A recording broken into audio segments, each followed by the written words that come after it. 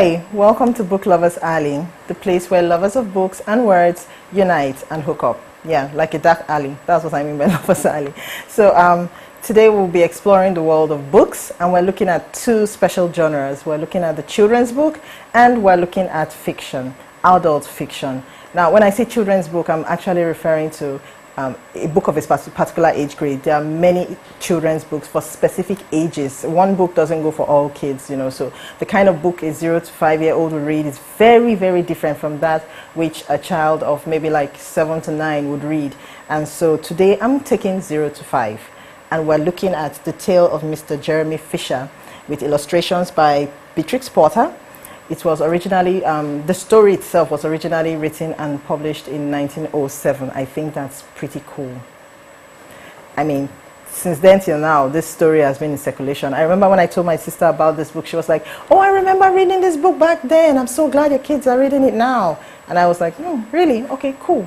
So yeah, the book has been around for quite a while, and they tried to stay original. In 1994, thereabout, they kind of reworked the graphics to make sure that the watercolors are fantastic. Yeah, children's books are usually a combination of text and pictures, so it makes it for an interesting read for the kids. Now, this book was published by Penguin Books. Penguin Books are those who did the books for Chinua Achebe, Helen Okoyemi's Mr. Fox, and even Nora Roberts' Obsession. Yeah, so there are many books. Sorry, don't let me get you started on them. There's so many. So what's so special about Mr. Jeremy Fisher? This is a tale of a frog hosting a lizard and a tortoise. Of course, you know these animals, they all don't eat the same thing. So of course, Jeremy was equally worried about that. So he wanted to impress his friends. He decided he's going to go on a fishing trip to get some particular minnows to feed them. Now, one of them is a vegetarian, all the same, but he decides to go and get something special. He wanted to make a special exotic meal for his guests, and that's where he runs into a world of trouble. Now, for kids, this is a fun book to read because they get to see animals, they learn the names of new fishes and all the rest. While for adults, there's also the funny part. Kids get to learn big sentences. Just because a kid is 4 years old doesn't mean they can't know what a Macintosh or a galosh is. Yeah, they'll find out from reading this. So, dear Mr. Fisher, for an adult, when you read this book, you're going to walk away with a subtle message. It says that sometimes the things you need to make the most of your time is actually with you. It's actually in your hands. So sometimes we run up and down trying to impress people, trying to do something special when you could just open your pantry and just do what you can to make your people happy, make those around you happy. And by pantry, I don't always mean food. It could be your personal internal resources or whatever. You can interpret it any way you want. For kids, it's just an exciting book about a frog fishing for minnows. And for adults, it's a subtle trait of make good use with what you have. So there you have it, The Tales of Mr. Jeremy Fisher. Advise you to read it. It will help you hit all your reading targets for the month if you've not had one to read in a while. So children's books are a good way to go. You can finish a lot in like 2-3 minutes, and before you look, in 10 minutes you've run through a number of books and you can say, yay, I read 100 books this month. Good way to do that. So when we come back, we'll look at the adult fiction. You will never guess the book I have in store. Watch out.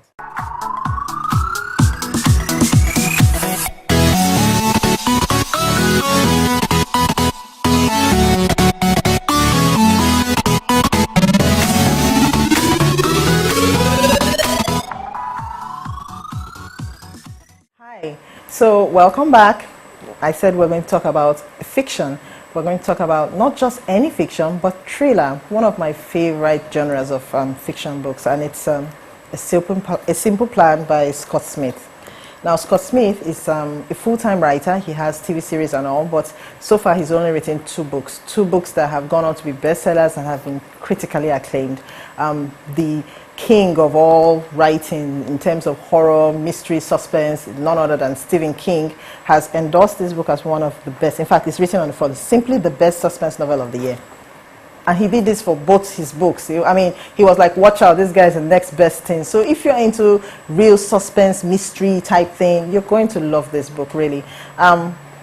So this book, A Simple Plan, is all about a guy called Hank Mitchell. He has a pregnant wife, Sarah, and they're living their lives quietly. He's an accountant. He works in a feed store. And then he has a brother who is a college dropout, and That one has a drinking buddy who they go and drink and talk about old school days, great old days, how life was good. But when their father was passing, their father made Hank and Jacob promise that every year they will come together and go to his grave and, you know, have like a brotherly moment and, you know, remember him.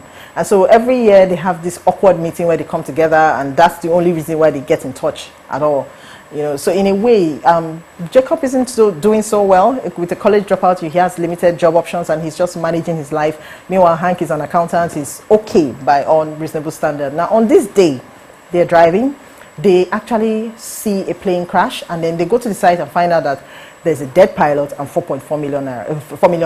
And they're wondering, who owns this money? Will anybody look for it and everything? And they abandon the money, and they're like, let's not talk about this. Let's go. If nobody's looking for this money, then, you know, and Hank is like, let's report it. And they're like, no, let's just leave it. And then Jacob goes and is like, okay, he and his drinking buddy are like, let's get this money. And before you look, they have come up with a plan. We'll get this money, we'll keep it, and if nobody's looking for it, we'll share it. If somebody's looking for it, we'll return it.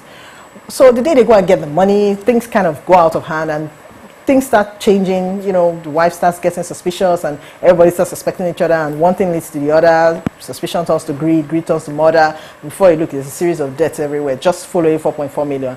The twist in the book is amazing. I'm not even going to tell you. It's off the chain. So that's a simple plan. It's a simple plan turned complex. You're going to love this book.